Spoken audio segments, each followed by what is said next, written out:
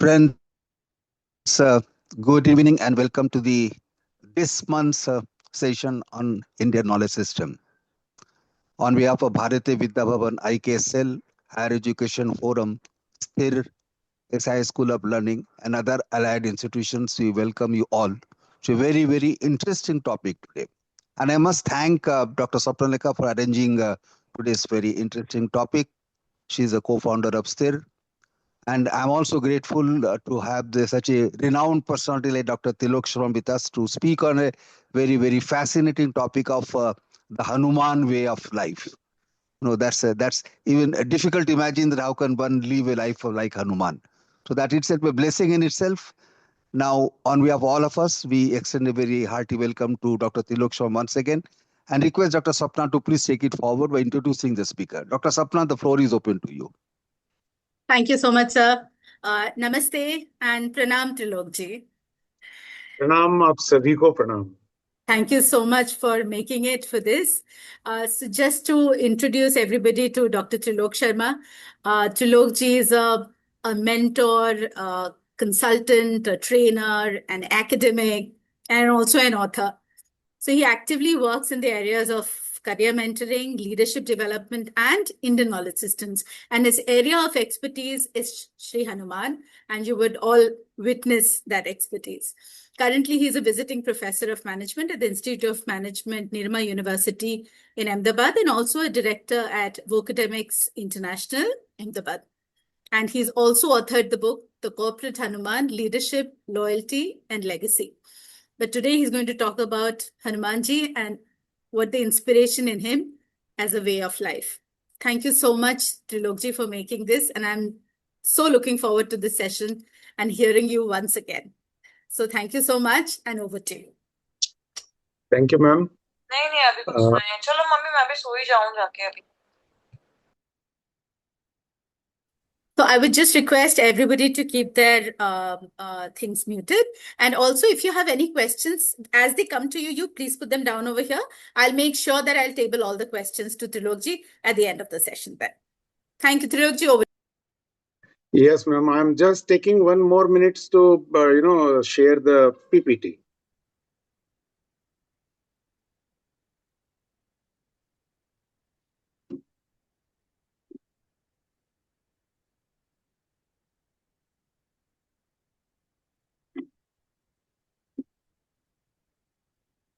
आया था मेरे साथ तो पर भगवान जी का नाम ले मैंने कहा अब ये रिटर्न ना हो नहीं तो फिर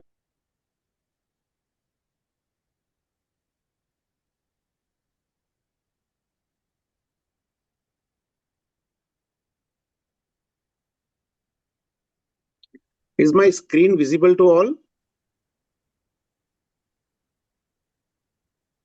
Not yet, Trilokji.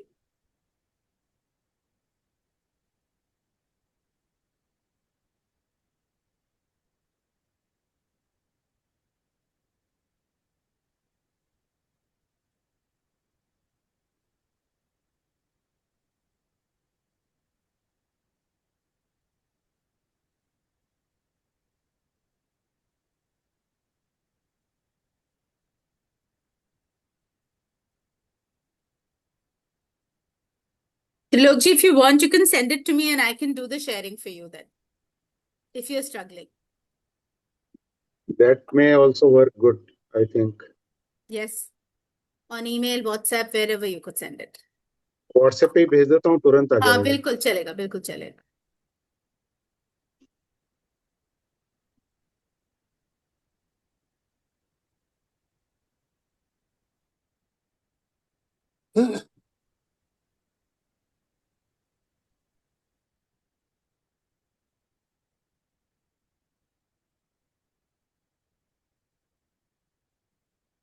शेयर तो मैंने कर दिया फिर क्यों नहीं हो रहा है?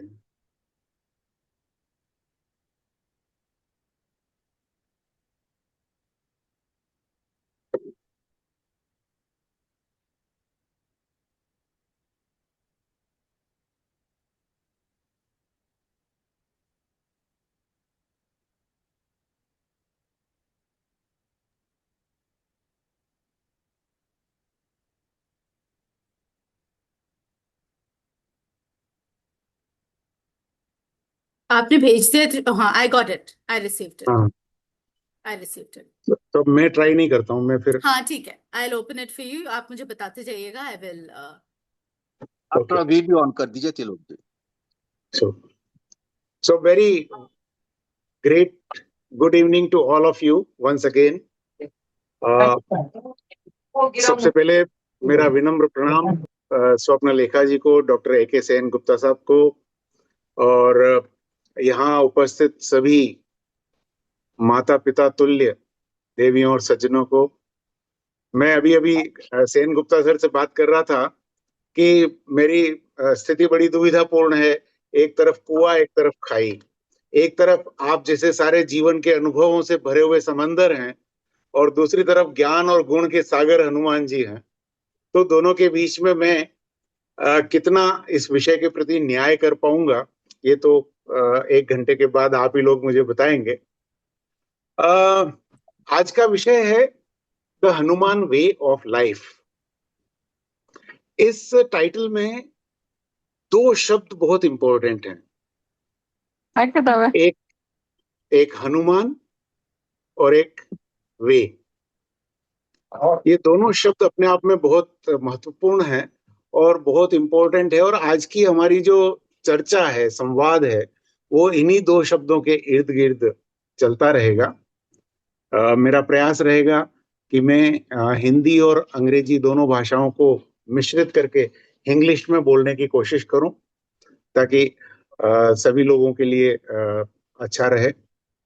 तो ये दोनों जो शब्द हैं, हनुमान एंड वे, ये दर्शाते हैं कि हनुमान को अभी तक हम लोग ज्यादातर एक पूजा के व्यक्तित्व के रूप में, वर्शिप के रूप में ही देखते हैं, जबकि हनुमान जी एक जीवन पद्धति भी हो सकते हैं, हो क्या सकते हैं बल्कि हैं।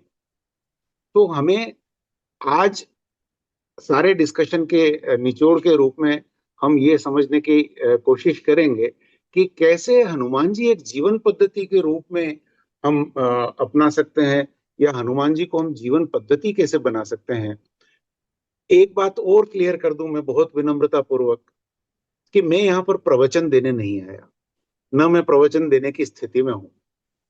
आई एम अ लर्नर, अ सीकर, और उसी रूप में मैं यहाँ आप सबके समक्ष उपस्थित हूं।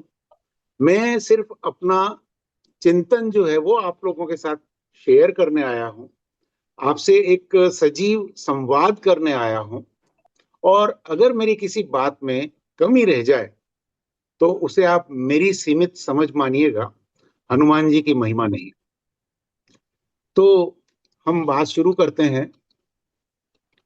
जैसे कि आप सब ने कभी न कभी, और आप में से कई लोग तो रोज हनुमान चालीसा का पाठ करते होंगे, और हनुमान चालीसा का जो पहला दोहा है, आप में से कोई अगर मेरे को बताएं तो मैं ज्यादा अच्छा लगेगा।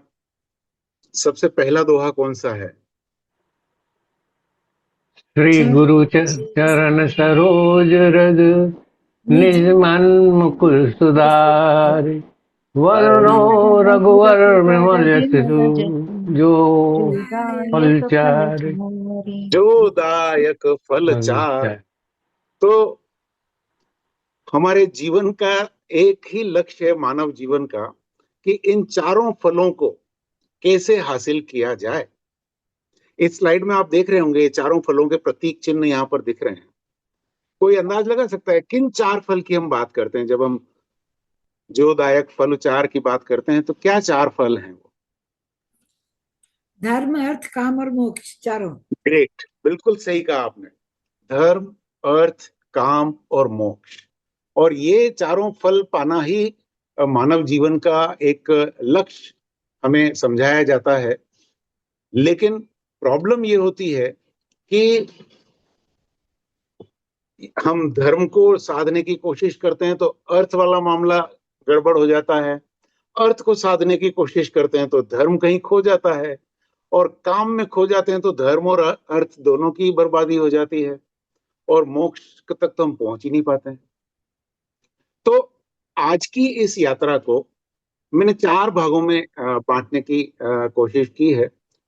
आज हम 4 अलग अलग टॉपिक्स के मार्फत ये समझने की कोशिश करेंगे कि कैसे हम हनुमान जी के जीवन से धर्म, अर्थ, काम और मोक्ष, इन चारों फलों को ठीक से प्राप्त कर सकते हैं। तो पहला तो मेरा जो पार्ट होगा वो हम IKS और लाइफ विजडम के कॉन्टेक्स्ट में बात करेंगे। दूसरे पार्ट में हम बात करेंगे इन चारों फलों की, जिनको हम चार पुरुषार्थ भी कहते हैं। तीसरे पार्ट में रामचरितमानस का एकमात्र कांड है जो केवल हनुमान जी को समर्पित है, और आप सब जानते हैं वो सुंदर कांड है।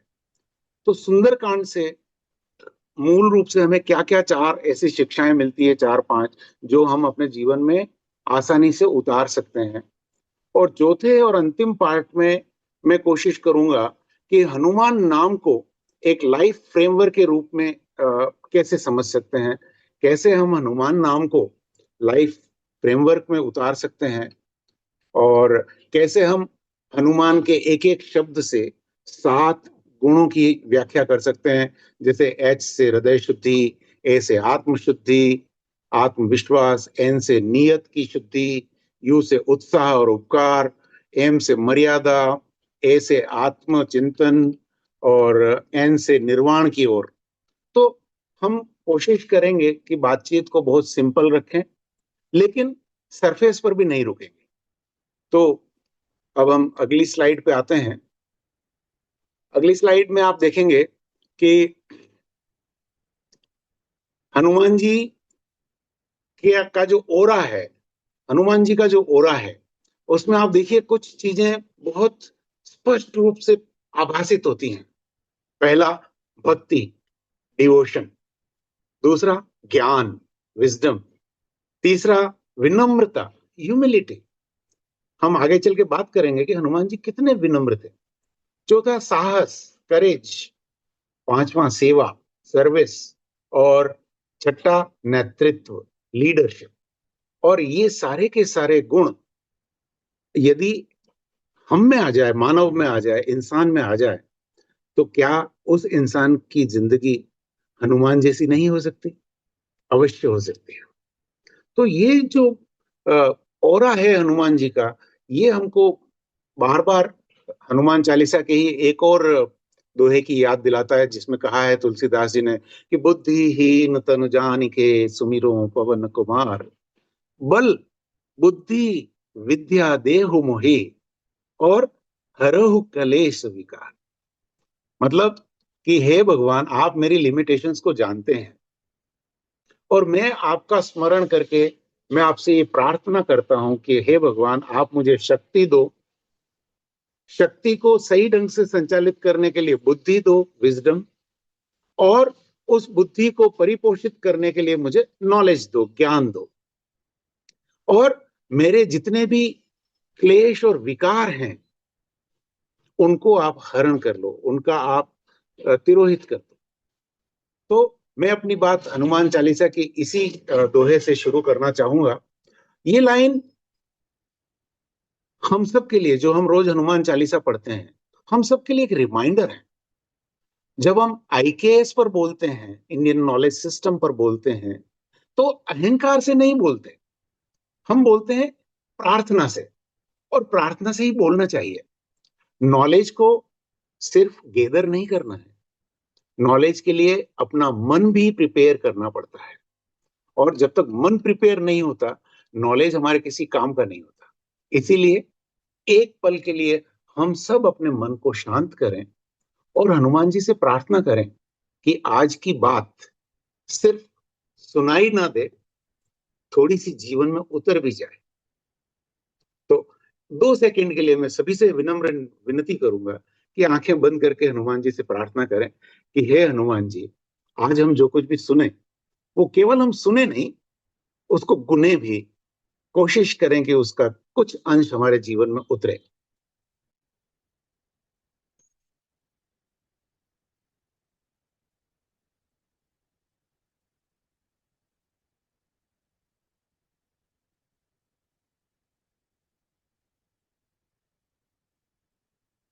अगली स्लाइड पे चलें अपन। अगली स्लाइड में जैसा कि आप देख रहे हैं, मुझे कुछ समझाने की जरूरत नहीं है। इस स्लाइड को देख के मुझे एक और दोहा याद आता है, वो भी हनुमान चालीसा का ही है। रामदूत अतुलित बल धामा, अंजनी पुत्र पवन सुत नामा। यानी कि हनुमान जी राम के दूत हैं और वो इनकम्पेरेबल स्ट्रेंथ के अबोर्ड हैं, यानी कि अतुलित बल के धाम हैं।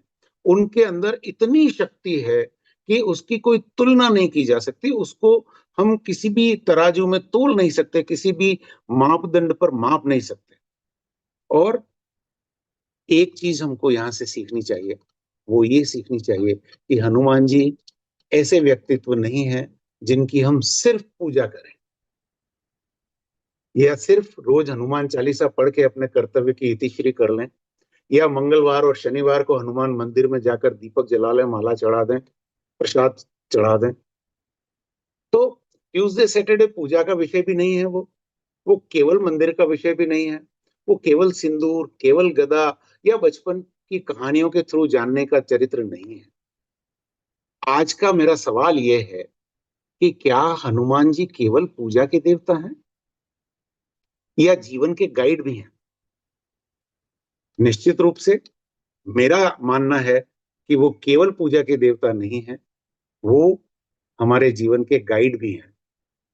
और हनुमान जी की सबसे बड़ी ब्यूटी ये है कि उनकी स्ट्रेंथ ईगो में नहीं जाती।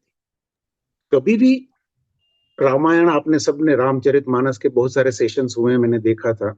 रामचरितमानस में आपने कभी सुना हो, एक प्रसंग भी ऐसा सुना हो जहां हनुमान जी ने अपनी शक्ति का अहंकार अभिव्यक्त किया हो? एक भी प्रसंग ऐसा नहीं है। तो उनकी शक्ति की सुंदरता यह है कि उनकी शक्ति कभी भी ईगो में नहीं जाती, अहम में नहीं जाती। वो रामदूत हैं, वो पावर हैं, लेकिन पावर किसी हायर पर्पस की सर्विस में है। और जब पावर किसी हायर पर्पस की सर्विस में लग जाता है तो वो एक धर्म की सेवा हो जाती है, वो एक ईश्वर की पूजा हो जाती है। क्या हम में से भी कई लोग पावरफुल नहीं है? किसी के पास, हम में से किसी के पास पद का पावर है, किसी के पास पैसों का पावर है, तो किसी के पास अपने बच्चों के सक्षम हो जाने का पावर है, तो किसी के पास राजनीति में बहुत सारे क्या कहते हैं, कनेक्शंस होने का पावर है। तो हम अपने आप से ये पूछें कि क्या हमारा ये पावर किसी पर्पस के लिए काम आ रहा है कि नहीं? यदि ये पावर किसी पर्पस के लिए काम आ रहा है, बहुत अच्छी बात है, इसका मतलब हम हनुमान जी को जी रहे हैं। लेकिन अगर ये पावर किसी को नीचा दिखाने के लिए काम आ रहा है, किसी के प्रति ईर्ष्या के भाव को जागृत करके उसको पालित पोषित करने के काम आ रहा है, तो निश्चित रूप से सोचने का विषय है। आज के जमाने में भी सबसे बड़ा क्वेश्चन यही है, मेरे पास जो स्ट्रेंथ, जो टैलेंट, जो पोजीशन, जो नॉलेज है, क्या वो किसी की सेवा में लग रही है? यदि हाँ, तो हमें खुश होना चाहिए। हमें हनुमान जी को धन्यवाद देना चाहिए कि हनुमान जी ने हम पर कृपा की है कि हम उनके जीवन चरित्र को हमारे जीवन चरित्र में किसी तरह से उतार पाने में सफल हो रहे हैं। और यहीं आकर के मेरी अगली स्लाइड में मैं आपको ये बताना चाहता हूं कि IKS जो है, हमारा जो इंडियन नॉलेज सिस्टम है, वो एक लिविंग विजडम है। वो कोई म्यूजियम में रखने वाला विजडम नहीं है। वो कोई ऐसा विजडम नहीं है कि जिसकी हम खाली संदर्भ दे करके खुश हो जाएंगे, अरे हमारे यहाँ ऐसा हुआ करता था, हमारे विद्वान ऐसे थे, हमारे यहाँ ऐसे ग्रंथों की रचना हुई है। तो वो बात नहीं है। यहाँ पर हमें ये याद रखना चाहिए कि this is the living wisdom and not the museum wisdom. इसको कभी कभी लोग सिर्फ एंशिएंट टेक्स्ट, ओल्ड स्टोरीज या कल्चरल प्राइड तक ही सीमित कर देते हैं। लेकिन Indian knowledge system, again I am telling with full commitment कि ये this is not the wisdom of museum, it is a living wisdom. इसका काम है हमारे डेली लाइफ के क्वेश्चंस को एड्रेस करना, हमारे डेली लाइफ में जिन क्वेश्चंस का हमको आसानी से जवाब नहीं मिलता वो जवाब मिलेगा IKS में। कैसे सोचना है, कैसे बोलना है, कैसे डिसीजन लेना है, कैसे डिजायर को डिसिप्लिन में कन्वर्ट करना है और कैसे पावर को सेवा में बदलना है, ये सब चीजें हम सीखते हैं IKS। और अगर मैं हनुमान जी की बात करूं तो हनुमान जी तो जीवंत IKS हैं। हनुमान जी से बड़ा जीवंत IKS और क्या हो सकता है। उनमें ज्ञान भी है, उनमें गुण भी है, एक्शन भी है, भक्ति भी है। इसलिए उनका मॉडल न केवल हम बुजुर्गों के लिए बल्कि स्टूडेंट्स के लिए, लीडर्स के लिए, पेरेंट्स के लिए, प्रोफेशनल्स के लिए, सबके लिए रेलेवेंट है। और इसीलिए मैं कहता हूं कि IKS हमें सिखाता है how to think, how to act, how to balance, how to grow and how to make our power into service. और यहां आपको मन में एक लाइन जरूर याद आ रही होगी कि जय हनुमान ज्ञान गुण सागर, जय कपीश तिहुँ लोक उजागर। क्यों है हनुमान ज्ञान गुण के सागर क्यों है? क्योंकि वो जीवंत IKS हैं, वो जीवंत भारतीय ज्ञान परंपरा के संवाहक हैं। और इसीलिए गोस्वामी तुलसीदास जी ने 500 साल पहले इस चीज को हमें याद दिलाया। और तो और हमारे जीवन के जो 4 गोल हैं, जो अभी हमने बात करी, अगली स्लाइड से हम इसी की बात करते हैं कि धर्म, अर्थ, काम और मोक्ष। मैडम अगली स्लाइड।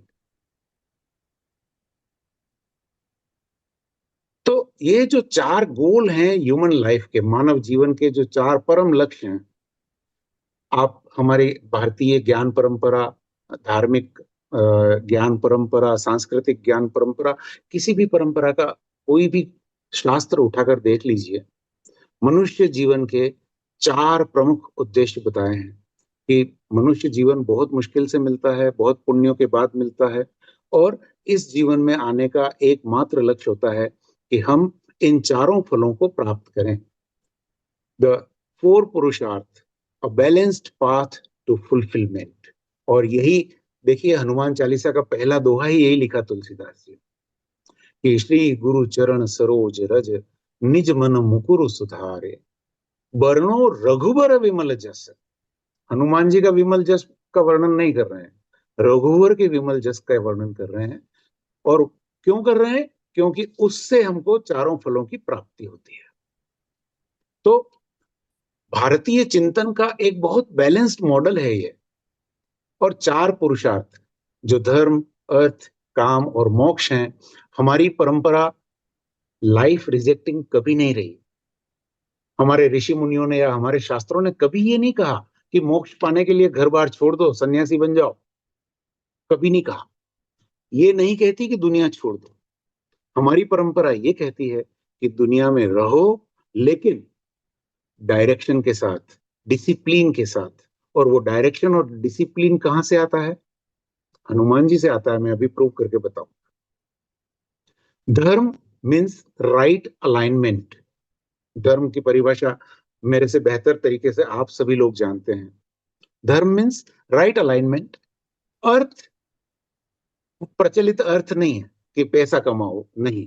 अर्थ मीन्स रिसोर्सेस, प्रॉस्पेरिटी, कैपेबिलिटी, ये सब मिलाकर के जो बनता है समूह, उसको हम अर्थ कहते हैं।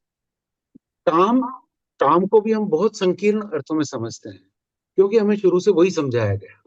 जबकि हमारे भारतीय ज्ञान परंपरा में काम का मतलब होता है डिजायर, जॉय, रिलेशनशिप, एस्पिरेशन। ये सारे के सारे चीजें मिलकर के काम बनती है। और मोक्ष, मोक्ष का मतलब ये नहीं कि मरने के बाद मुक्त होना। मोक्ष का मतलब है इनर फ्रीडम। हमारी आंतरिक जो गुलामी है, जिस गुलामी ने हमको जकड़ के रख रखा है, कौन कौन सी गुलामी है? अहम भाव, ईर्ष्या का भाव, लड़ाई झगड़े का भाव, वो सारे भाव जो हैं उनसे जब हम मुक्त हो जाते हैं तो वही मोक्ष है, इनर फ्रीडम।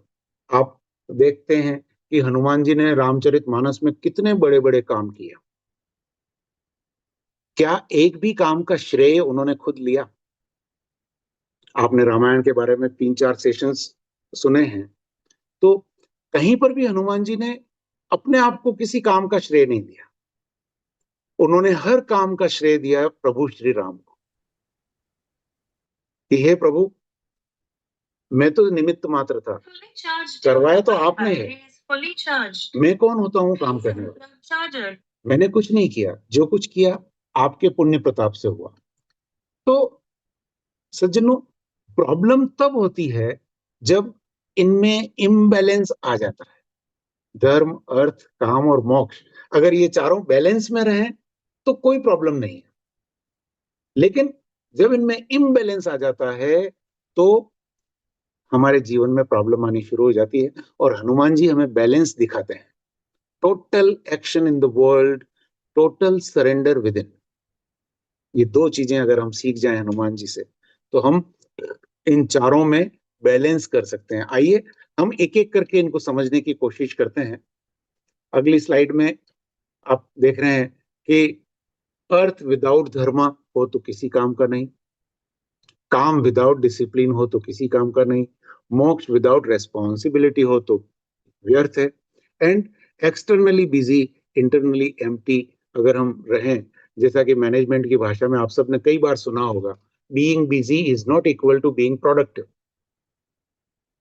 तो कई बार हम बिजी होने का दिखावा करते हैं, कई बार हम ये कहते हैं कि अरे मोक्ष पाने के लिए तो गृहस्थ आश्रम छोड़ना पड़ेगा, सन्यासी बनना पड़ेगा। नहीं, ऐसा बिल्कुल नहीं है।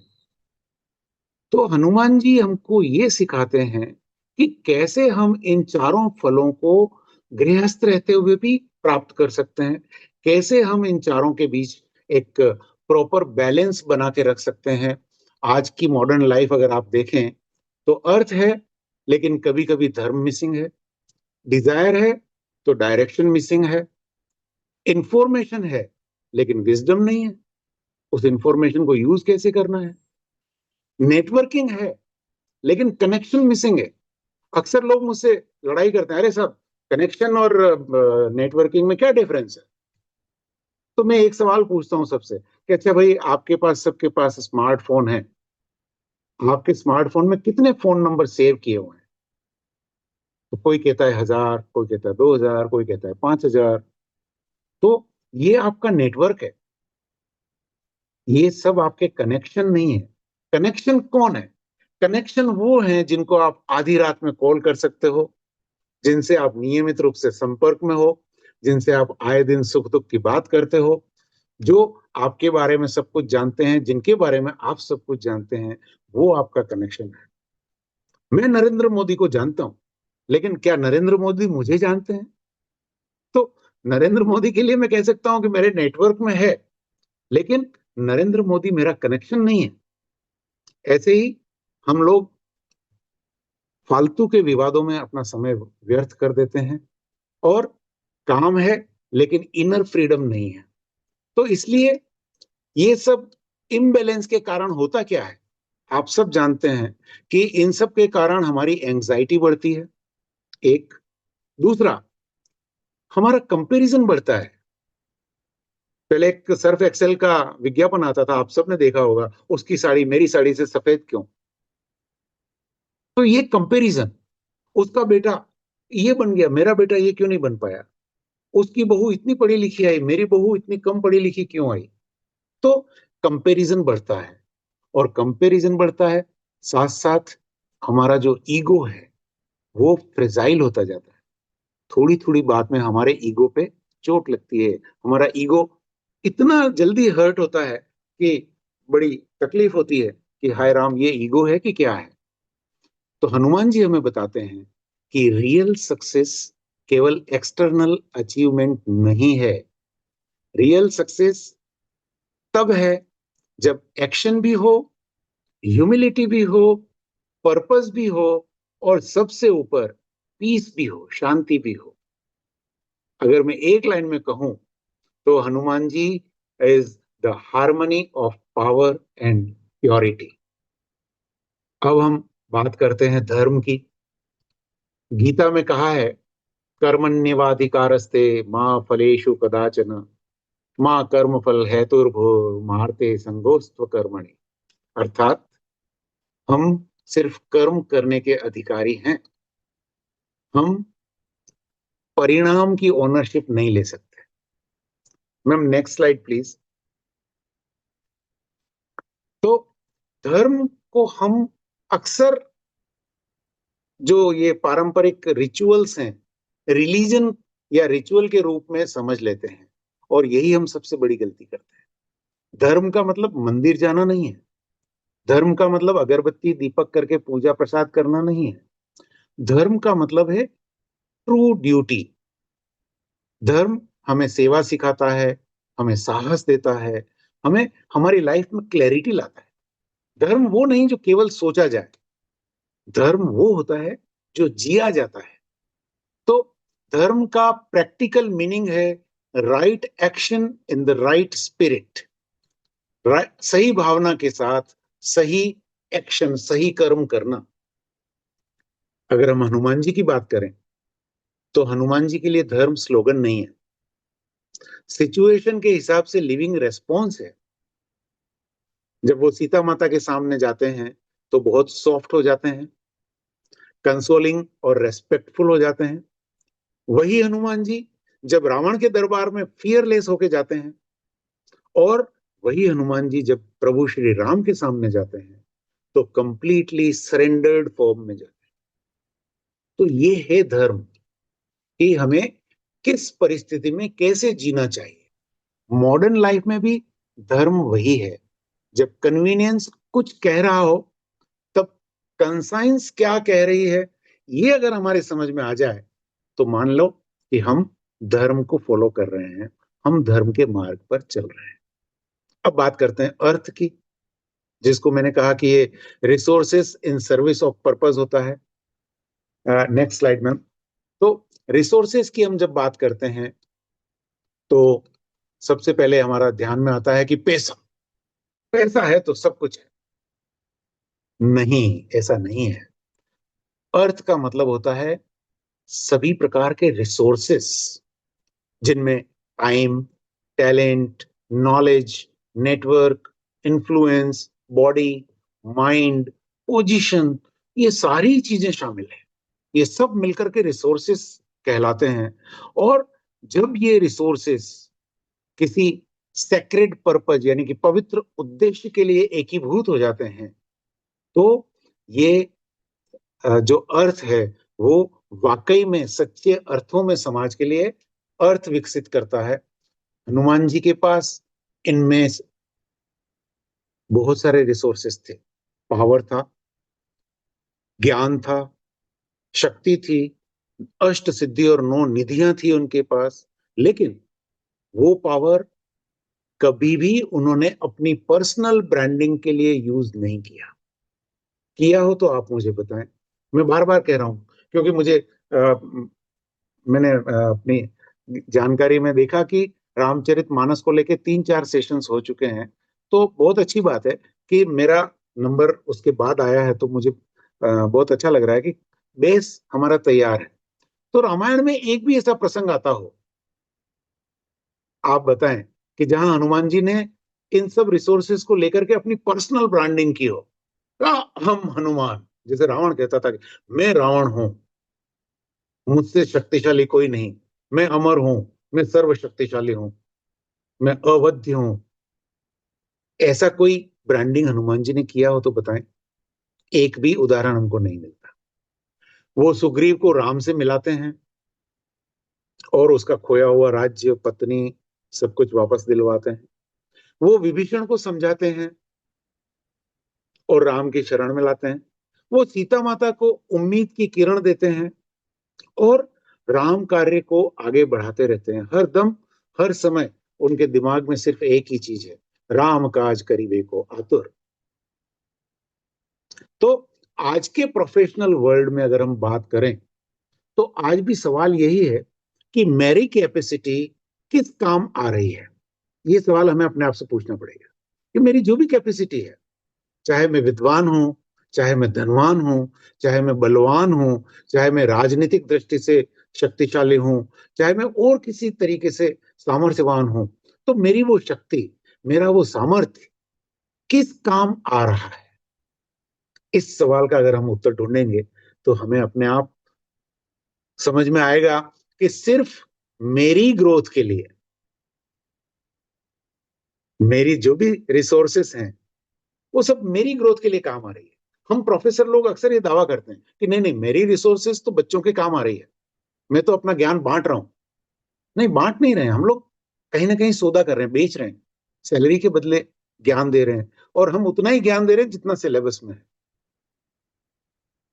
सिलेबस में कई बार हमको लगता है कि ये चीज होनी चाहिए, हम उसके लिए एक्स्ट्रा प्रयत्न नहीं करते।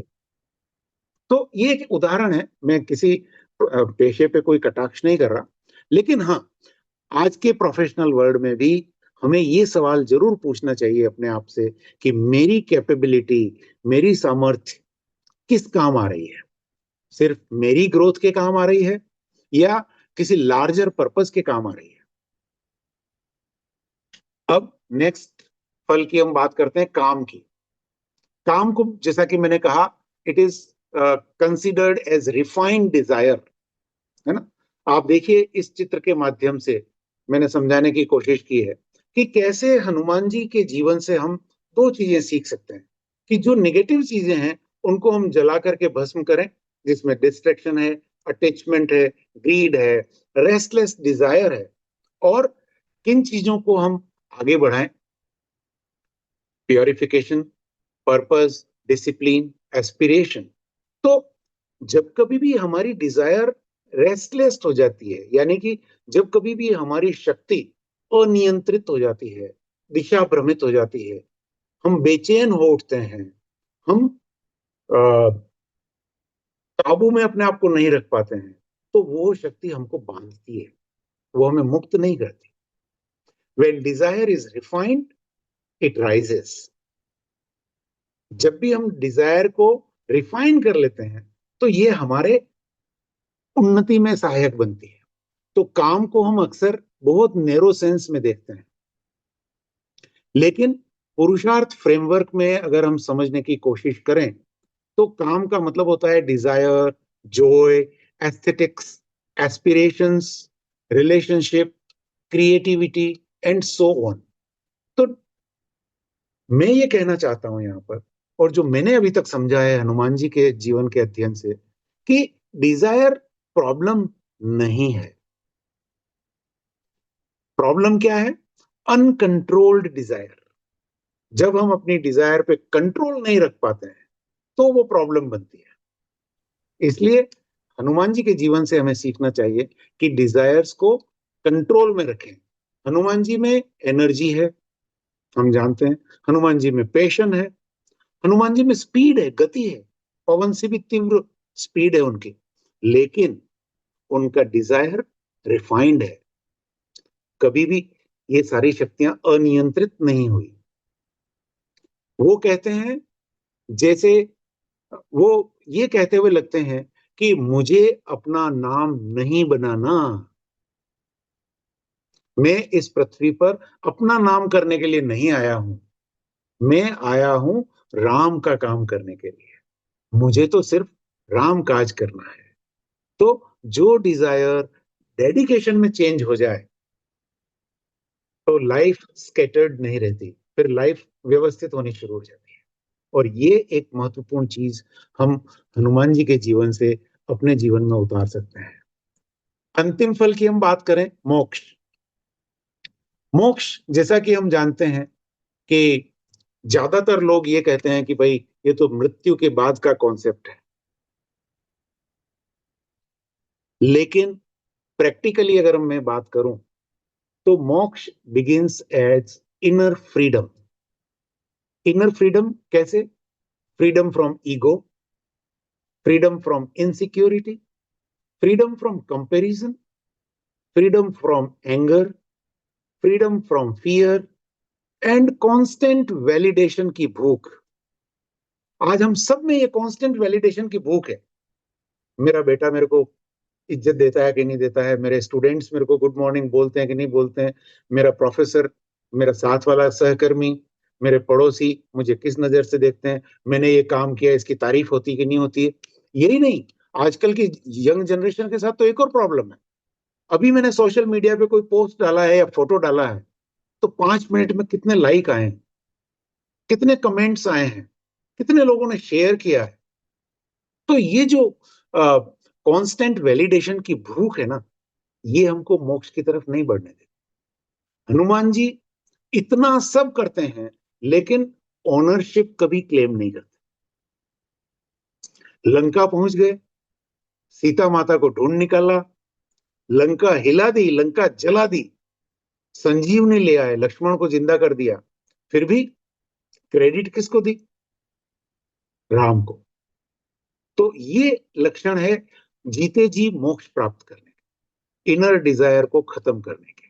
और ये जो इनर फ्रीडम है, आज के सोशल मीडिया एज में मैंने जैसा कि कहा आपको कि जहां हर काम के बाद अपलोज चाहिए, हनुमान जी क्वाइटली रिमाइंड कराते हैं कि काम करो लेकिन काम का मालिक मत बन जाओ। अब हमने चारों फलों की बात कर ली। अब मैं कुछ एक उदाहरण सुंदरकांड से लेकर के ये प्रतिपादित करने की कोशिश करूंगा कि केवल धर्म अर्थ काम मोक्ष के द्वारा ही हम हनुमान जी का जीवन चरित्र अपने जीवन में नहीं उतार सकते, बल्कि सुंदरकांड में भी हमें ऐसे बहुत सारे एग्जाम्पल्स मिलते हैं। क्योंकि सुंदरकांड जो है basically the journey of inner strength है। सुंदरकांड से हमें प्रॉब्लम सॉल्विंग की समझ मिलती है, हमें डिवोशन इन एक्शन की समझ मिलती है, और हमें एक चीज समझ में आती है। मैं बार बार जो राम काज की बात कर रहा हूँ, सुंदरकांड क्या ही लाइन है ये कि राम काज कीने बिना मोहि कहाँ विश्राम। आप सबको याद होगा जब हनुमान जी ने समुद्र लांघने के लिए छलांग लगाई तो सबसे पहले मेनाक पर्वत पानी से उभर करके बाहर आया और कहा कि हे हनुमान, इतनी लंबी यात्रा पर जा रहे हो, थक गए हो, कुछ पल विश्राम कर लो, मेरे यहाँ के कुछ फल खा लो, पानी पी लो, आगे के लिए तुम्हारे लिए शक्ति संचित हो जाएगी। तो तुलसीदास जी ने कितना सुंदर तरीके से लिखा, हनुमान ते ही परसा, यानी कि उनको सिर्फ स्पर्श किया और करी पुनि प्रणाम, और फिर से प्रणाम करके कहा कि राम काज कीने बिना मोहि कहाँ विश्राम, कि हे पर्वतराज, राम का काम किए बिना। अब यहाँ राम के काम को हम एक सिंबॉलिक वे में देखने की जरूरत है। राम काज का मतलब होता है हमारे जीवन का सबसे पवित्र उद्देश्य क्या है, what is the purpose of our life.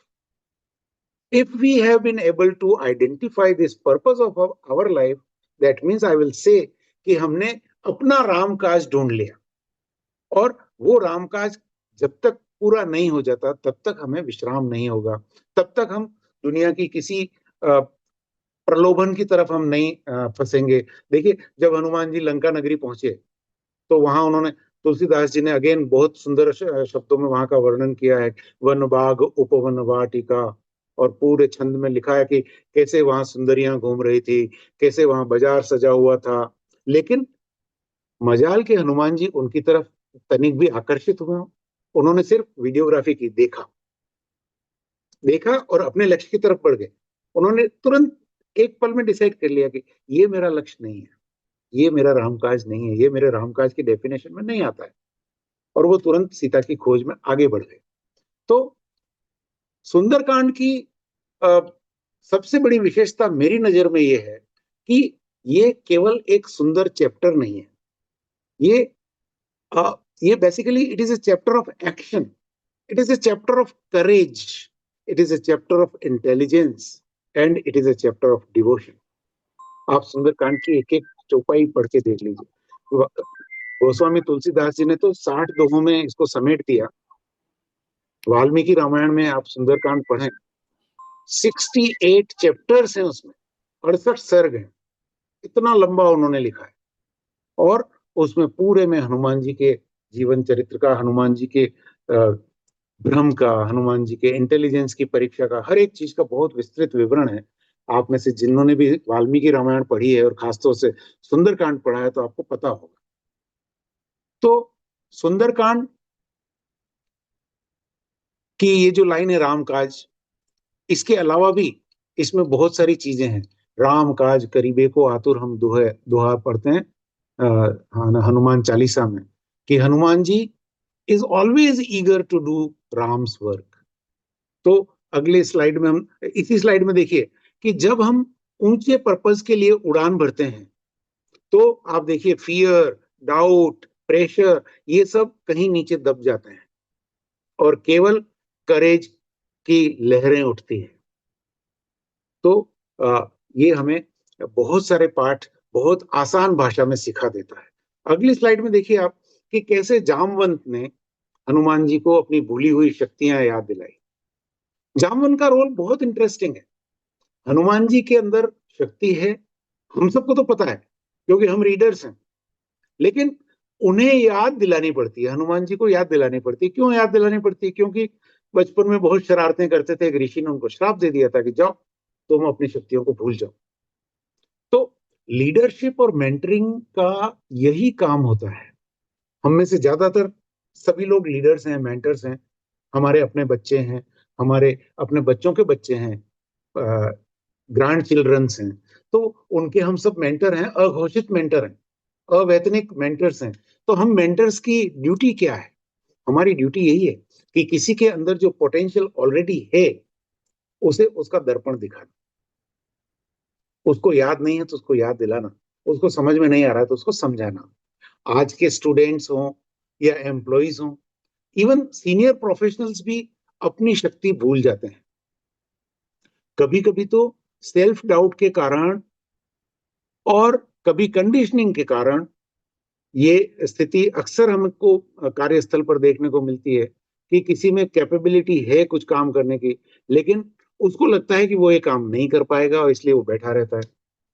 तो जामवंत जी हमेशा हनुमान जी को याद दिलाते हैं और हनुमान जी जामवंत जी से प्रेरित होकर उड़ान भरते हैं।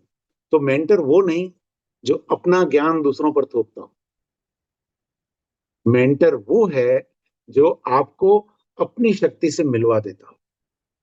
तो यदि हम अपने आप को मेंटर्स समझते हैं, अपने आप को एजुकेटर्स समझते हैं, अपने बच्चों के स्कूलों के, यूनिवर्सिटीज के, कहीं पर भी, तो हमें ये कोशिश करनी चाहिए कि हम अपना ज्ञान दूसरों पे नहीं थोपें, बल्कि उनके अंदर छुपा हुआ जो ज्ञान है, जो शक्ति है, जो पावर है, उसको हाईलाइट करें, उसको अनअर्थ करें। ऐसा ही एक प्रसंग और आता है सुंदरकांड में, सुरसा का। सुंदरकांड में तुलसीदास जी ने लिखा है कि जस जस सुरसा बदनु बढ़ावा, तासु दून कपि रूप दिखावा, सत योजन ते ही आनन कीन्हा, अति लघु रूप पवन सुत लेना। अगली स्लाइड में प्लीज। तो यहाँ हमको एक और जीवन का दर्शन सीखने को मिलता है हनुमान जी से, और वो क्या है कि जब सुरसा एक्सपांड करती है तो हनुमान जी पहले तो एक्सपांड करते हैं और फिर एकदम छोटे हो जाते हैं, और फिर वो अपना काम कंप्लीट करते हैं पूरी इंटेलिजेंस के साथ। और बदन पैठी पुनि बाहर आवा, नाउ शीस पुनि, तो शीश नवा के कहा कि अब माता मुझे जाने दो। तो सुरसा एपिसोड में हनुमान जी हमें बताते हैं कि हर चैलेंज को ब्रूट फोर्स से सॉल्व करना जरूरी नहीं है ना। कहीं कहीं अक्ल भी बहुत बड़ी समस्या को हल कर देती है। जहां अक्ल से कोई समस्या हल हो सकती हो, वहां हमें हथियार की, लड़ाई की, झगड़े की आवश्यकता नहीं है। ये एक बहुत बड़ा लेसन हमको यहाँ से सीखने को मिलता है। हनुमान जी ने सुरसा से पहले तो विनती की, लेकिन जब सुरसा नहीं मानी और उनको अपने बदन में, पेट में समाने के लिए मुंह फैलाया, तो हनुमान जी ने अपना आकार बढ़ा लिया। उसने और मुंह फैलाया तो हनुमान जी ने और बड़ा आकार कर लिया, और मुंह फैलाया, सत योजन ते ही आनन की ना, तो फिर क्या किया हनुमान जी ने? अति लघु रूप पवन सुत लेना, बहुत छोटा रूप धारण किया, उसके मुंह में गए, पेट की यात्रा करके बाहर आ गए। तो पहले तो वो एक्सपांड करते रहे, फिर एक मोमेंट पर बहुत छोटे फॉर्म में आकर के उसके मुंह में एंटर करके बाहर आ जाते हैं, प्रणाम करते हैं और आगे बढ़ जाते हैं। समटाइम्स ईगो सेज मैं दिखा दूंगा, तुम जानते नहीं हो मैं कौन हूं। अक्सर ऐसे डायलॉग हमको सुनने को मिलते हैं। तुमने मेरा नाम सुना कि नहीं सुना, मेरे पिताजी को जानते हो कि नहीं जानते हो, मेरे बेटे को जानते हो कि नहीं जानते हो। तो ये जो भाव है ना, यही भाव हमको परेशान करता है। तो बेसिकली मैं दिखा दूंगा, ये बोलता है हमारा ईगो। लेकिन अगर हम ईगो को एक साइड रख दें और विजडम से सोचें, तो विजडम क्या कहती है? मुझे मिशन कंप्लीट करना है, मुझे तुमसे उलझना नहीं है। राम काज करीबे को आतुर हूं मैं तो। मेरा लक्ष्य है राम काज पूरा करना। मेरा लक्ष्य तुम जैसे शरारती तत्वों से लड़ना भिड़ना नहीं है। तुमको तो मैं छोटी सी बुद्धि से ही हरा दूंगा। और यही शिक्षा हनुमान जी हमको इस एपिसोड से, इस प्रसंग से देते हैं। तो नेक्स्ट अगर हम बात करते हैं तो सीता माता से जब वो मिलते हैं अशोक वाटिका में, तो वहां हनुमान जी एक अलग ही रूप में दिखाई देते हैं, जिसको हम कह सकते हैं कि होप, ट्रस्ट, कंपेशन, है ना। तो ये जो स्वरूप है हनुमान जी का अशोक वाटिका में जो हमें देखने को मिलता है, वो एकदम बदला हुआ टोन है। सामने हनुमान जी जो ओशन क्रॉस करते हैं, लंका में प्रवेश करते हैं, वो सीता माता के सामने बहुत जेंटल, रेस्पेक्टफुल और कंपेशनेट होके बैठ जाते हैं। और कम्युनिकेशन का गोल्डन रूल है, आप हम सभी जानते हैं। क्या जानते हैं? कि कम्युनिकेशन का सबसे बड़ा गोल्डन रूल ये है कि मैसेज देने से पहले रिसीवर की इमोशनल स्टेट को समझो।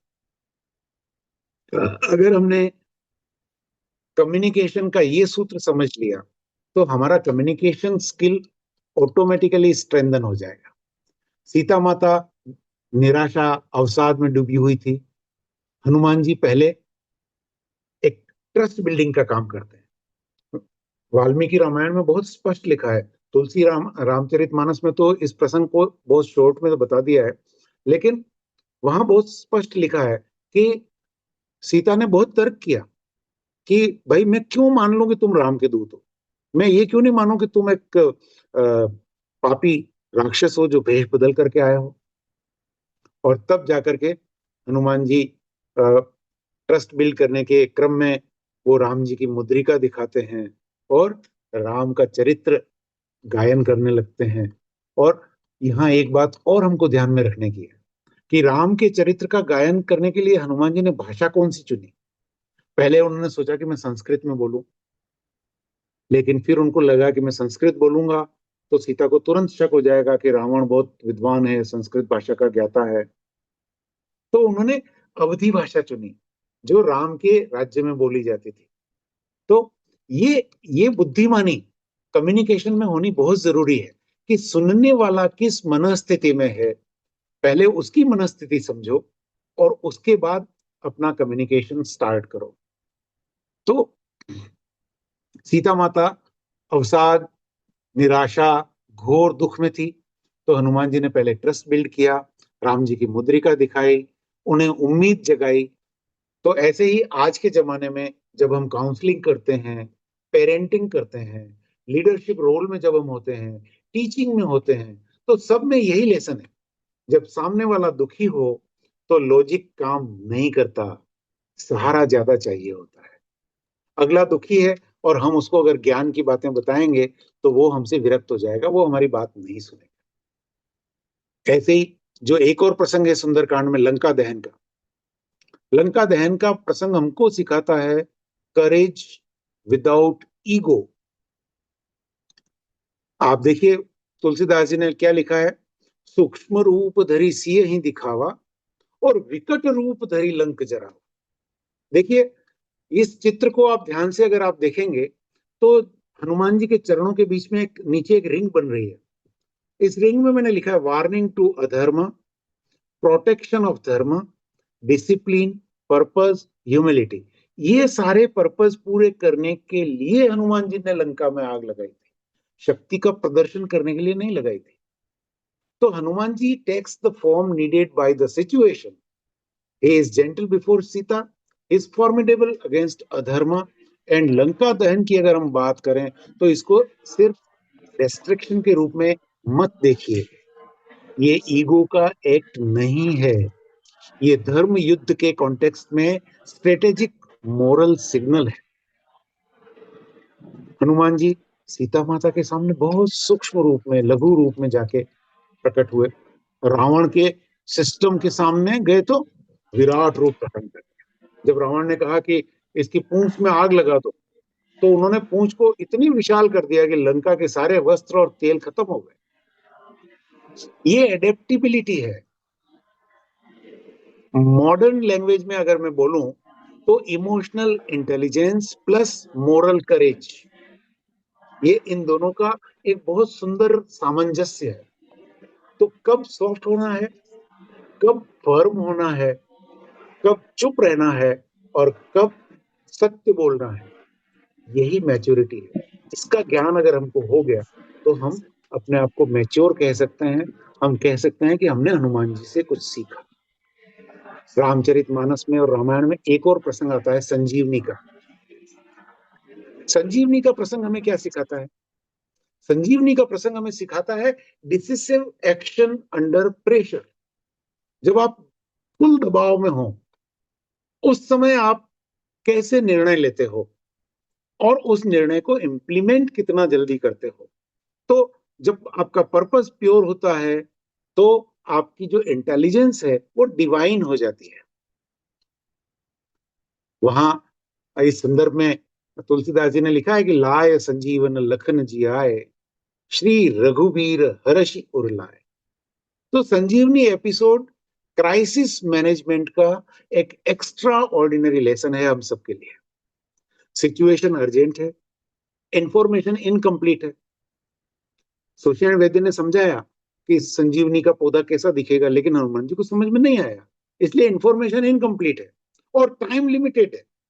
वैद्यराज जी ने कहा कि सूर्योदय से पहले चाहिए, तो हनुमान जी एग्जैक्ट हर्ब आइडेंटिफाई नहीं कर पा रहे थे, तो वो माउंटेन ही उठा के ले आते।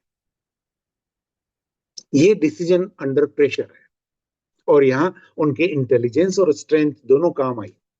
तो जब क्लैरिटी परफेक्ट नहीं हो, फिर भी इंटेंट प्योर हो और सिचुएशन अर्जेंट हो, तो डिसिसिव एक्शन लेना ही पड़ता है। हम भाग नहीं सकते। हम ये नहीं कह सकते कि मुझे तो पता नहीं था संजीवनी कौन सा है, वरना मैं तो वहां तक तो पहुंच ही गया था, लेकर के आ जाता। नहीं, हनुमान जी से हमें यही सीखना है कि भैया डिसिसिव एक्शन लो। और अंत में अब हम बात करेंगे हनुमान लाइफ फ्रेमवर्क की। हनुमान जो नाम है, इसको अगर हम अंग्रेजी में लिखें तो इसमें 7 अक्षर आते हैं। मैंने प्रयास किया है कि हर एक अक्षर से हम हनुमान जी के जीवन से कौन सा गुण ले सकते हैं, क्योंकि हम हनुमान चालीसा में हमेशा पढ़ते हैं ना, विद्यावान गुणी अति चातुर, राम काज करिबे को आतुर। तो अगर हमको भी राम काज करने वाला बनना है, यानी कि हमें अपने जीवन के लक्ष्य को आइडेंटिफाई करके उसकी तरफ आगे बढ़ना है, तो हमें भी हनुमान जी की तरह से विद्यावान और गुणी और चतुर बनना पड़ेगा। तो हनुमान जी के नाम के इन 7 अक्षरों से 7 गुण हमको समझ में आते हैं और वो 7 गुण हम एक एक करके समझने की कोशिश करते हैं। एच फॉर हृदय शुद्धि या ह्यूमिलिटी। शुद्ध हृदय, झुका हुआ अहंकार, यही है हनुमान का सार। हनुमान जी हमें यही सिखाते हैं कि आपके हृदय में शुद्धता होनी चाहिए, आपका हृदय निर्मल होना चाहिए, विकारों से रहित होना चाहिए। और यदि आपका हृदय विकारों से रहित है तो आपने हनुमान जी का एच अचीव कर लिया। अब हनुमान जी का ए इज फॉर आत्मविश्वास और अलायंस बिल्डिंग। आत्मविश्वास और अलायंस बिल्डिंग। अब आप देखिए, आत्मविश्वास की जब हम बात करते हैं तो वो दोहा याद आता है। कौन सा? चौपाई याद आती, प्रभु मुद्रिका मेलि मुख माही, जलधि लांघि गए अचरज नाही। वो आके जब सुनाते हैं कि भाई 8 योजन का समुद्र, 800 योजन का समुद्र पार करना मेरे बस की बात नहीं थी, वो तो मेरे मुंह में प्रभु श्री राम की मुद्रिका थी, इसलिए मुझे ताकत आ गई और प्रभु श्री राम की कृपा से मैं उनका अभियान पूरा कर पाया। तो आत्मविश्वास ए से आता है। फिर एन हमको बताता है नियत की शुद्धि। आप कुछ भी काम करो, आप कभी गलती नहीं कर सकते अगर आपकी नियत शुद्ध है। Intention is pure. सब पर राम तपस्वी राजा, जिनके काज सकल तुम साजा। हनुमान जी ने प्रभु श्री राम के सभी कार्यों को पूर्ण क्यों किया? क्योंकि उनकी नियत शुद्ध थी। उनका नियत एक ही था कि राम काज करिबे को आतुर। फिर एन के बाद आता है यू, जिससे हमको सीखने को मिलता है उत्साह और उपकार। हमें उत्साही होना चाहिए, लेकिन हमारा उत्साह किसी का उपकार करने वाला हो। हमारे लाइफ में मिशन फर्स्ट की कॉन्सेप्ट होनी चाहिए, तो हम हनुमान जी के इस उपकार, तो उत्साह और उपकार को आसानी से धारण कर पाएंगे। अगला अक्षर है एम। एम इज फॉर मर्यादा एंड माइंड कंट्रोल। यहां भी तुलसीदास जी का एक दोहा याद आता है, आपन तेज संभारो आपे, तीनों लोग हाँकते कांपे। हनुमान जी में इतना तेज है कि अगर वो मर्यादित नहीं रहे, अगर वो अपने माइंड को कंट्रोल में नहीं रखें, तो उनके तेज से सारा ब्रह्मांड भस्म हो जाए। तो यहाँ हमें सीखने की जरूरत है कि हम कैसे फोकस रहें, डिसिप्लिन रहें, पेशेंस कैसे रखें, डिटेचमेंट को कैसे फॉलो करें और डिवोशन की तरफ कैसे बढ़ें। फिर आता है ए। ये हमको कहता है अभ्यास और आत्मज्ञान। हनुमान चालीसा में शंकर भगवान पार्वती से कहते हैं कि जो यह पढ़े हनुमान चालीसा, हो यह सिद्धि साखी गौरी सा। और भागवत गीता के 6 अध्याय के 35वें श्लोक में लिखा है कि अभ्यासेन तु कौन्तेय वैराग्येन च गृह्यते। अर्थात तुम नियमित रूप से अभ्यास करते रहो तो तुम कर्म की कुशलता प्राप्त कर सकते हो बिना वैराग्य धारण किए। तो हमें ए से अभ्यास करना है, आत्मज्ञान की तरफ बढ़ना है। और अंतिम अक्षर आता है एन, जो कि हमें नाम भक्ति और निर्वाण की ओर अग्रसर होने की प्रेरणा देता है। नाम भक्ति, हनुमान ने जीवन भर राम का नाम लिया, राम का काम किया, इसलिए उनके जीवन में और कोई भी चीज महत्वपूर्ण नहीं बनी। सबसे महत्वपूर्ण बना उनके लिए राम का नाम। क्यों? क्योंकि भक्ति से ही शक्ति है, और भक्ति के साथ अगर नम्रता आ गई तो नम्रता से मुक्ति है। तो राम का कार्य ही जीवन है और राम की भक्ति ही श्वास है। तो हनुमान जी में सन्निहित ये 7 अक्षर हमें 7 गुणों की ओर आगे बढ़ाते हैं। और मैं जाते जाते ये और कहना चाहूंगा कि हनुमान जी त्रेता युग में तो रेलेवेंट थे ही, द्वापर में भी रेलेवेंट थे। आपने महाभारत की कथा में भी हनुमान जी का जिक्र सुना होगा। लेकिन वो आज के क्लासरूम में भी उतने ही रेलेवेंट हैं, आज के बोर्ड रूम्स में भी उतने ही रेलेवेंट हैं, और आज के घर गृहस्थी में, और चाहे वो अस्पताल हो, ऐसी कोई जगह नहीं जहां हम हनुमान जी के गुणों को फॉलो करके अपने जीवन के लक्ष्यों को हासिल नहीं कर सकते, जहां हम उनके टाइमलेस रेलेवेंस को कनेक्ट नहीं कर सकते। Whether it is classroom to boardroom, from homes to hospital, whether there is effort, duty, love and service, Hanuman ji guidance remain timeless। और इसीलिए तुलसीदास जी ने कहा है बार बार, चारों जुग पर ताप तुम्हारा, हे पर सिद्ध जगत उजियारा। तो हनुमान चालीसा की ये जो लाइन है ना, ये हमें बार बार याद दिलाती है कि हनुमान जी सतयुग में भी प्रासंगिक थे, त्रेता युग में भी प्रासंगिक थे, कलयुग में भी प्रासंगिक हैं। तो हनुमान जी हर युग में रिलेवेंट हैं। हनुमान जी हमें बहुत सारे लीडरशिप लेसन्स भी देते हैं। और लीडरशिप के कॉन्टेक्स्ट में अगर हम बात करें तो हनुमान जी का मॉडल बहुत पावरफुल है। क्यों है पावरफुल? स्ट्रेटेजिक विजन हमको सीखने को मिलता है, कंपैशनेट कम्युनिकेशन हमको सीखने को मिलता है, सेवा एंड एम्पावरमेंट हमको सीखने को मिलता है, ट्रू लीडरशिप, कैरेक्टर और क्राइसिस एक्शन। क्या आज के लीडरशिप का ऐसा कौन सा ट्रेट है जो हनुमान जी से हम नहीं सीख सकते? तो हनुमान जी आज के युग में लीडरशिप के क्षेत्र में भी हमें बहुत सारे लेसन सिखाते हैं। अब मैं आपसे एक छोटा सा सेल्फ रिफ्लेक्शन पोज लेना चाहूंगा, केवल 30 सेकंड के लिए, केवल 30 सेकंड के लिए अपने मन में पूछिए आंखें बंद करके कि मेरे अंदर कौन सा हनुमान प्रिंसिपल सबसे ज्यादा जगाने की जरूरत है। हमने अभी 7 प्रिंसिपलों की बात करी ना, हृदय शुद्धि, आत्मविश्वास, नियत, उत्साह, मर्यादा, आत्मज्ञान, नाम, भक्ति। तो आंखें बंद करके आप अपने आप से पूछें कि मेरे अंदर आज की तारीख में इन 7 में से कौन सा कॉन्सेप्ट जागृत करने की सबसे ज्यादा जरूरत है। अगर आपको जवाब मिल जाए तो आपको किसी को बताने की जरूरत नहीं है, अपने आप से ही वादा करना है कि आज से वो कॉन्सेप्ट हम अपनी लाइफ में जीना शुरू करेंगे। और इसीलिए हनुमान जी को हम कहते हैं कि संकट मोचन है वो, और संकट से हनुमान छुड़ावे, मन क्रम वचन ध्यान जो लावे।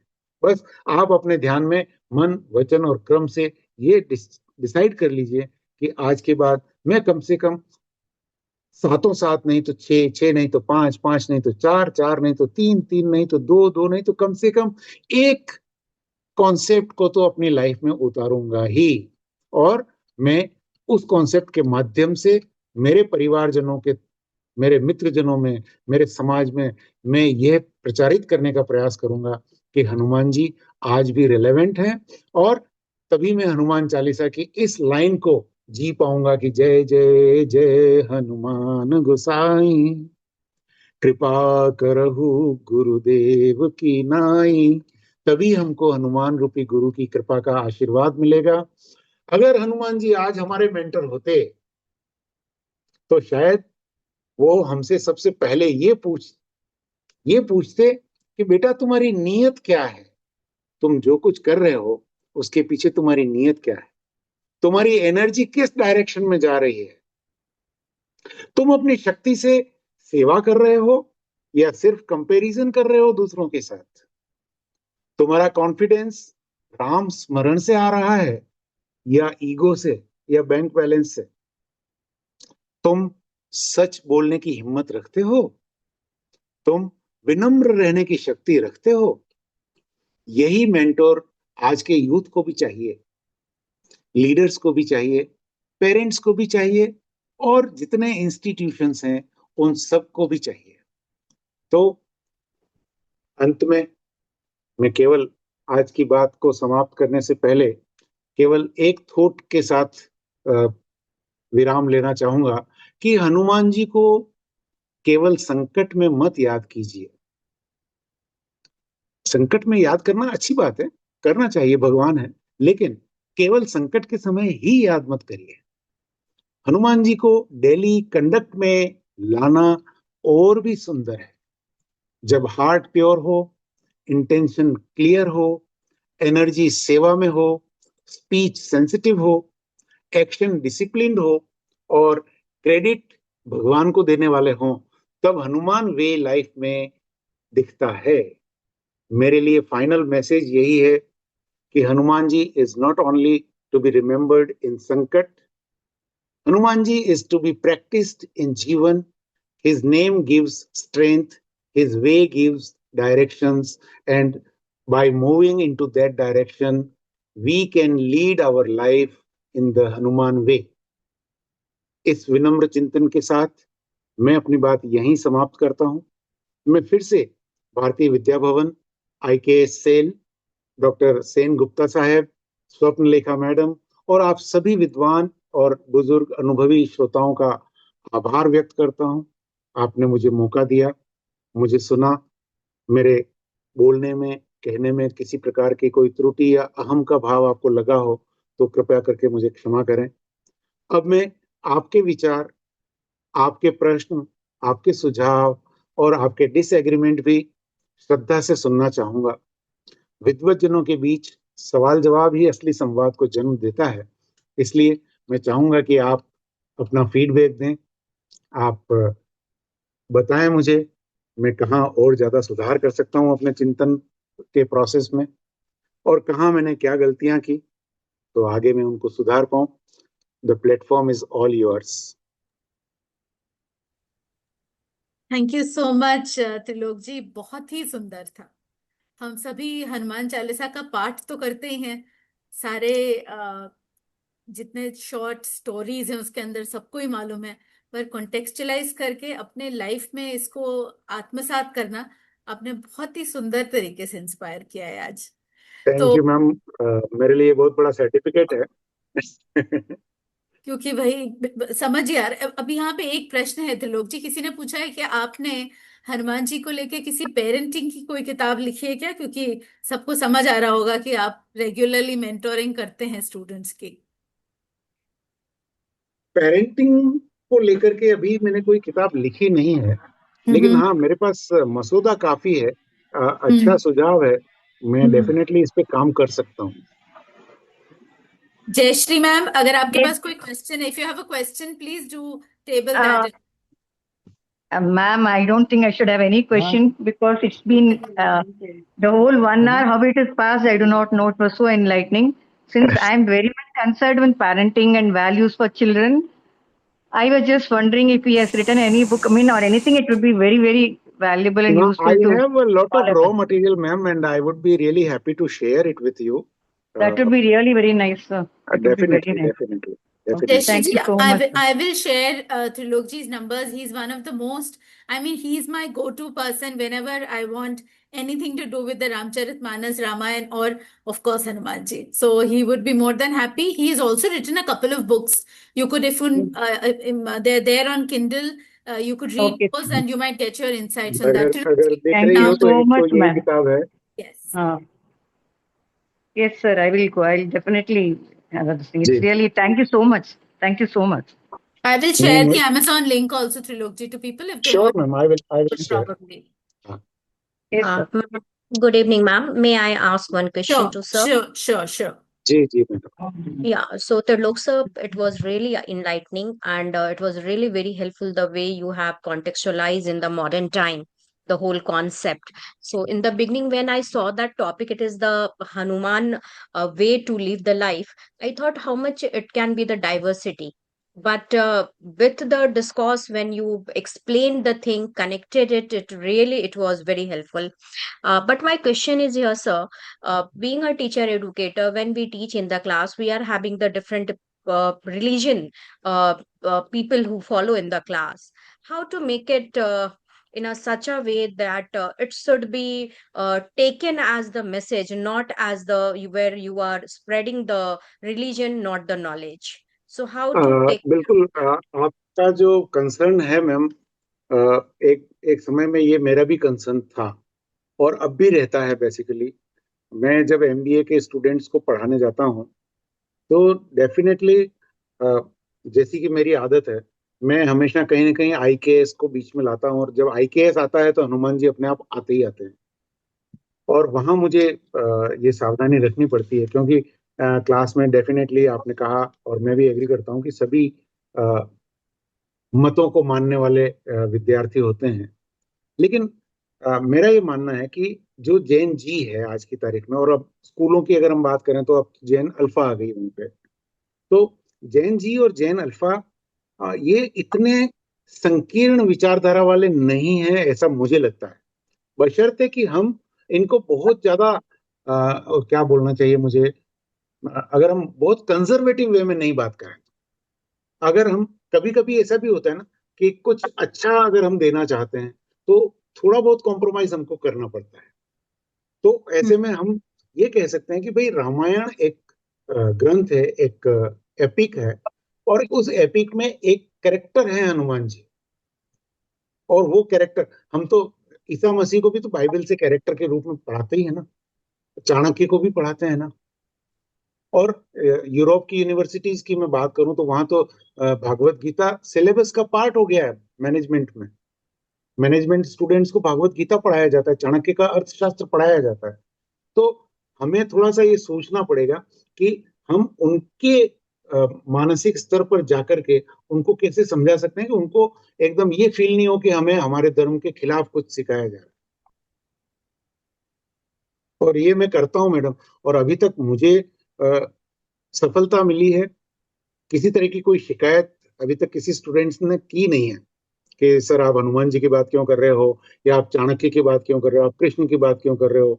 क्योंकि मैं साथ साथ संदर्भ के रूप में कभी फिर मोहम्मद साहब की भी बात कर देता हूँ, ईसा मसीह की भी बात कर देता हूँ। तो ये हम अपने को थोड़ा सा माहौल देख करके अपने आप को थोड़ा क्या बोलते हैं, डिप्लोमेटिक वे में चीजों को समझाना पड़ेगा बच्चों को। लेकिन मेरा एक मानना है कि आज के बच्चे जेन जी और जेन अल्फा वाले इतने ज्यादा नेरो माइंडेड नहीं है। They are open to listen to everything, they are open to learn from every episode, epic, and every character of the Indian culture. Sir आपने हनुमान का एक डेफिनेशन बताया HAN, वो आपने डेवलप किया है क्या? मैडम देखिए, सबसे पहली बात तो मैं ये क्लियर कर दूं, ये हनुमान का डेफिनेशन नहीं है। हम टीचर्स की एक आदत होती है कि कुछ चीजों को याद करने के लिए कुछ फॉर्मूलाज डेवलप करते हैं, है ना। जैसे ट्रिग्नोमेट्री हमको जो सर पढ़ाते थे, तो उन्होंने एक फॉर्मूला डेवलप किया था, पंडित बद्री प्रसाद हर हर बोल। तो पंडित से पी वी ऐसे करके उन्होंने वो साइन थीटा कॉस थीटा का फॉर्मूला हमको याद करवाया था।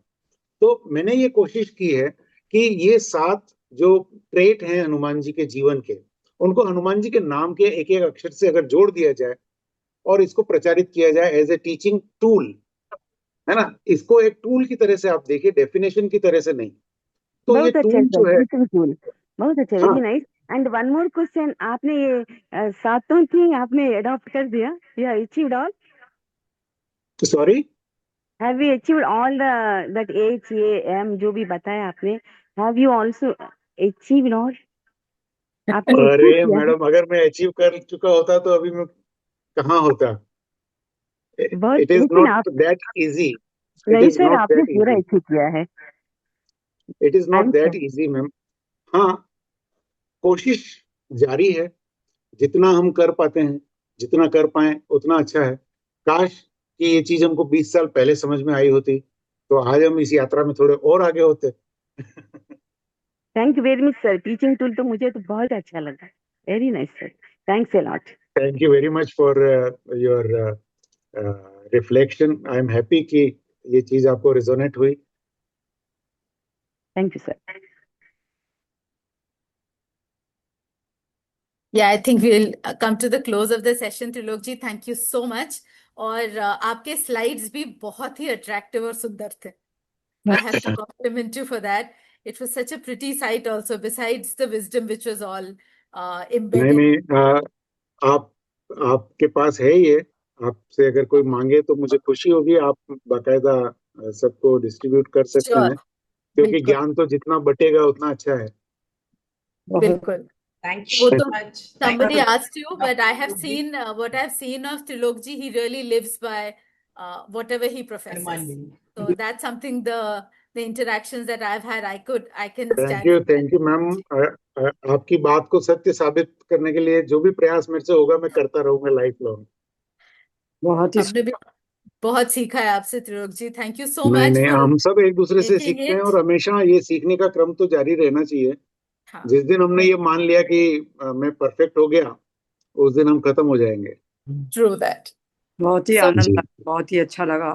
Yeah. रियल नहीं नहीं, और आप सब से मेरी एक और और गुजारिश है, एक और विनम्र प्रार्थना है कि आप मुझे कुछ और सुझाव, अपने रचनात्मक सुझाव, इस चीज को और आगे बढ़ाने में क्या किया जा सकता है, कैसे इसको और आगे बढ़ाया जा सकता है, तो आपके सुझाव मेरे लिए बहुत अमूल्य होंगे। मैं आपको डेफिनेटली, फोन करती हूँ, मुझे तो बहुत सुझाव है त्रिलोक जी. मैं जी फोन. जी बिल्कुल, आई वुड लव टू। मेरे मन में भी So much आ that रहा you can do. Yes.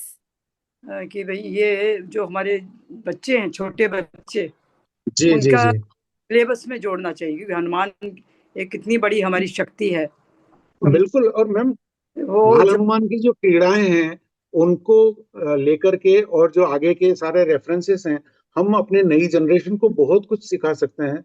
और बल्कि मैं तो ये कहूँ कि पूरी पीढ़ी को हनुमानमय किया जा सकता है।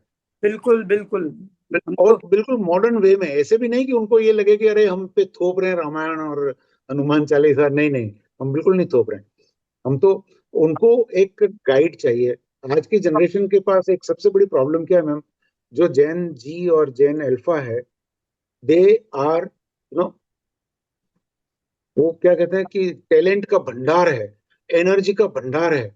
उनके पास इतना टैलेंट है, इतनी एनर्जी है, इतना उनमें सामर्थ्य है, लेकिन प्रॉब्लम केवल एक है कि उनको डायरेक्शन देने वाला कोई नहीं है। सर वो एक मिनट, मम्मियां इतनी बिजी हैं कि उनको यही फोन पकड़ा देती हैं बच्चे को पैदा होते ही, और सर फिर कहती हैं कि हमारे बच्चे का फोन कैसे छुड़वाएं, इसके लिए ट्रेनिंग दो हमको। नहीं सर, हमको तो ये बचपन से जब ये हमने मतलब बोलना सीखा तो पहले ये हनुमान चालीसा ही सिखाई गई। जी जी बिल्कुल, नहीं अपने तो कल्चर में रहा है। हाँ, तो आज बड़े बड़े बच्चों को भी हनुमान चालीसा नहीं मालूम है। नहीं मालूम है, सही बात है। ये नहीं कि वो इंडियन है, नहीं इंडियन नहीं है, इंडियन होके भी मतलब इंडियन होने के, अरे मैम इससे बड़ी बात बताऊं मैं आपको, मैं जब यूनिवर्सिटी जाता हूं तो रास्ते में एक बहुत बड़ा हनुमान जी का मंदिर आता है, तो अक्सर मैं वहां रुकता हूं अगर समय होता है तो, और मैं देखता हूँ कि जो बच्चे और बच्चियां कॉलेज जा रहे हैं, ये स्कूटर स्कूटी पे जो जाते हैं, तो they are passing the temple like hey Hanu, hi Hanu, like that. बहुत हनुमान बहुत ही आस्था है मेरा भी। मैं भी हनुमान जी की बहुत बड़ी फैन हूँ, और मुझे तो रोज जो कुछ मेरी समस्याएं होती थी मैं बोल के जाती थी। हनुमान मंदिर हमारे उधर था, और कितनी बार जी मैं यही करती, अरे ये तो हो गया, देखो चमत्कार। नहीं, ये तो साक्षात साक्षात देवता है, ये तो चिरंजीवी है, इसीलिए तो कहते हैं कि चारों युग प्रताप तुम्हारा। मैं ऐसा भी कोई युग नहीं है जिसमें उनका प्रताप नहीं हो। सर, मैं भी कुछ है ना साझा करनी चाहूंगी। जी जी जी मैम। बहुत मैं मंजुला हूँ, और करीब करीब कलकत्ते की हूँ मैं बेसिकली, और बम्बई रहती हूँ, और मारवाड़ी हूँ। और मुझे बचपन से हमारे यहाँ मंदिर, यहाँ भी मेरे पास मंदिर है बम्बई में भी, इस घर में जी मंदिर नीचे। और मैंने अब तो खैर विपश्यना करती हूँ, लेकिन सनातन में ही बड़ी हुई हूँ।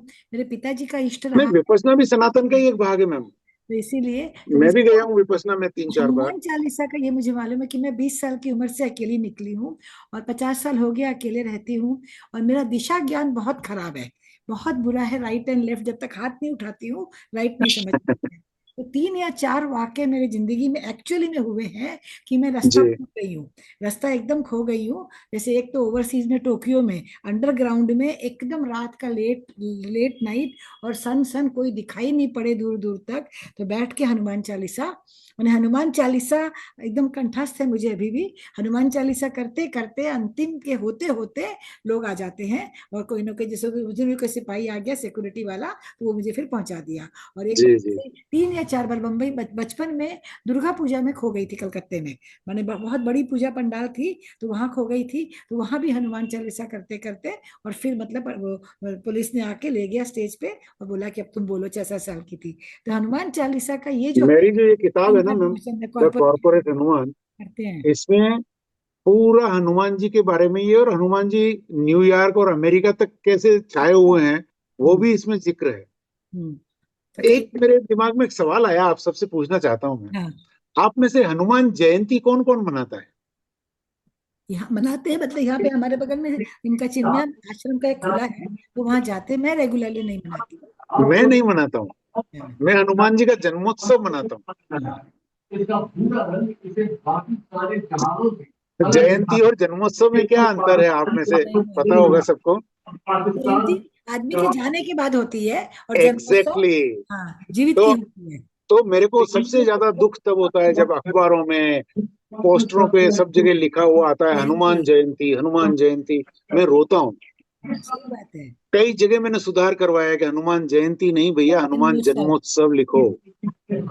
तो आपसे भी मेरी हाथ जोड़ के विनती है कि जहां कहीं भी आपको मौका मिले, प्लीज ये सुधार सब जगह करवाइएगा। हाँ एकदम।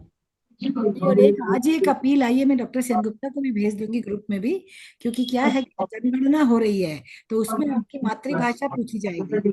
मातृभाषा के बाद और कौन कौन सी भाषाएं आती है, तो उसमें सबको ही कोशिश करके संस्कृत लिखिए। क्योंकि मेरे तो खैर संस्कृत की स्कूल में गीता भी थी, पढ़ी थी हायर सेकेंडरी में, और लेकिन संस्कृत के श्लोक और मंत्र हम लोग को सबको आते हैं, लेकिन हम लोग G as a G language Sanskrit नहीं बोलते, ये नहीं सीखते हैं। ये एक है ना, एक व्हाट्सएप पे है, मैं सबको भेजूंगी। उसका प्रेजेंटेशन जरूर चाहिए हमें सबको, सबको मिस करके वो डाल देंगे, और आपका कांटेक्ट भी पूछ लेंगे उनसे।